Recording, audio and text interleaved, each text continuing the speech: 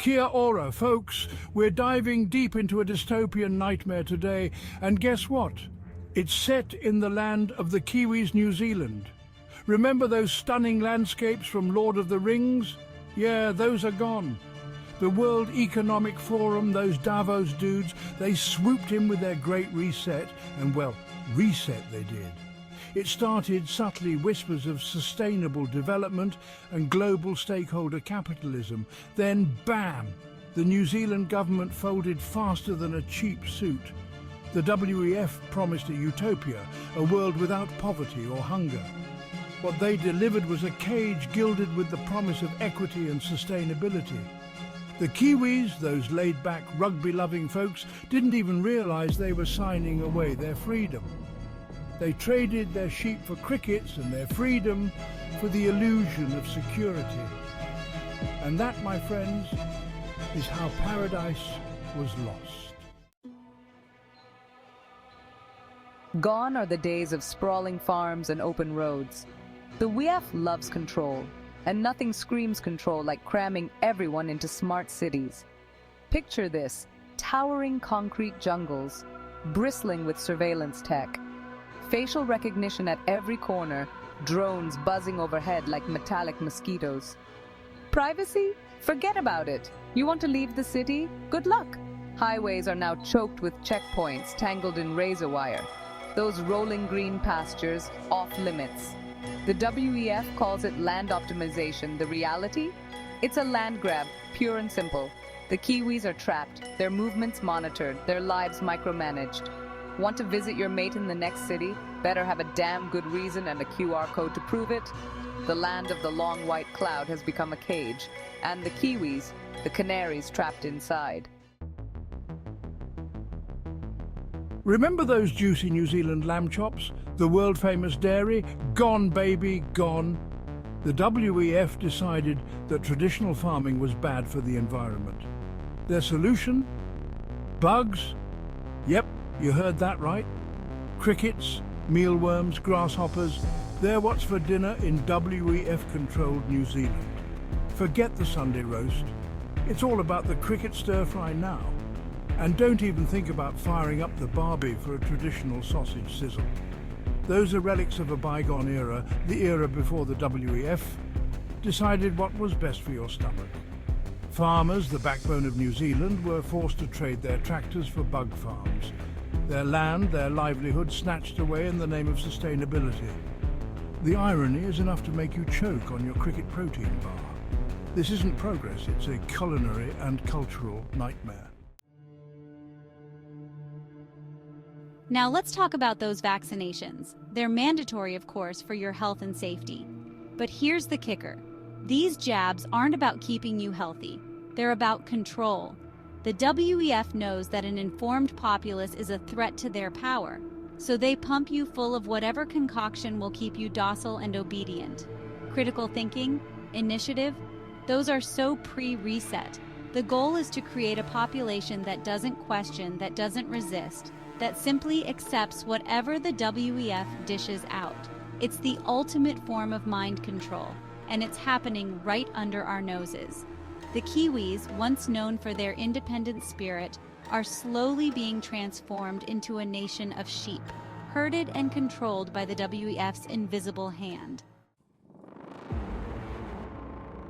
Section 5, Divided We Fall. Education in the New Zealand.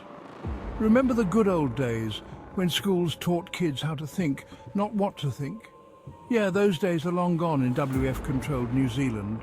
The education system has been completely overhauled with a focus on indoctrination, not education.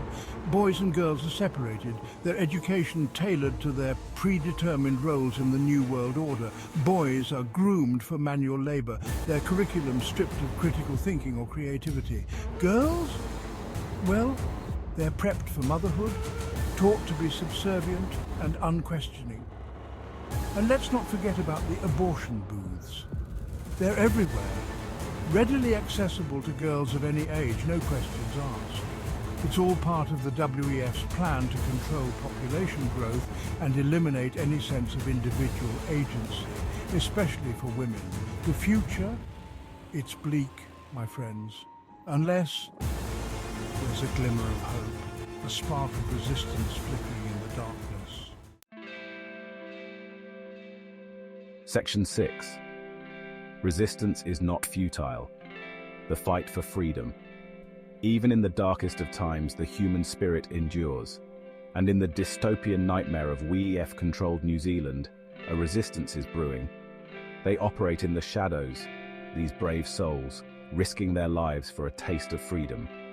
They remember the old New Zealand, the land of the free, the home of the brave.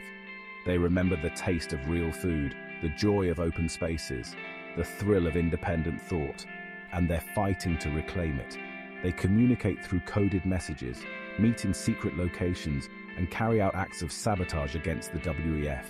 They are farmers, teachers, shopkeepers, ordinary people driven by an extraordinary desire for freedom. They are the hope, the flickering flame that refuses to be extinguished. Section 7. The Dictionary, a weapon of knowledge. In a world where information is controlled, where history is rewritten and language is manipulated, the resistance has found a powerful weapon: the dictionary. Yes, you heard me right, the dictionary. These dusty old books filled with the definitions of words have become sacred texts. They are a reminder of a time when language was a tool for communication, not control.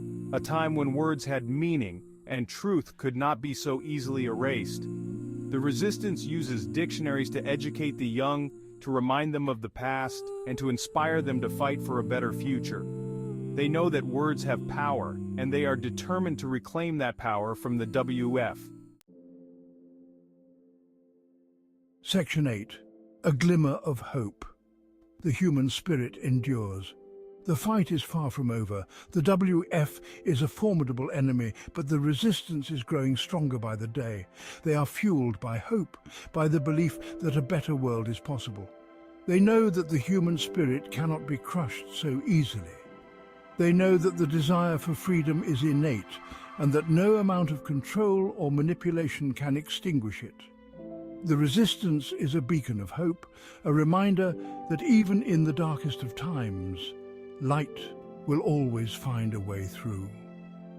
They are fighting for New Zealand, for the future, for the very soul of humanity. Section 9, Reclaiming Paradise, a call to action. This is not just a story about New Zealand, folks. It's a cautionary tale for us all. The WEF, with its insidious agenda, is a global threat. They're coming for your freedom, your food, your very way of life. Don't wait until it's too late. Educate yourselves, resist their propaganda, and fight for your rights. Support local farmers, question authority, and never, ever stop thinking for yourselves. Remember, the future is not set in stone. It's up to us to shape it, to fight for the world we want to live in, a world where freedom reigns, where individuality is celebrated, and where we are not ruled by fear or control. Let the resistance in New Zealand be an inspiration to us all. Let's reclaim our paradise one step at a time.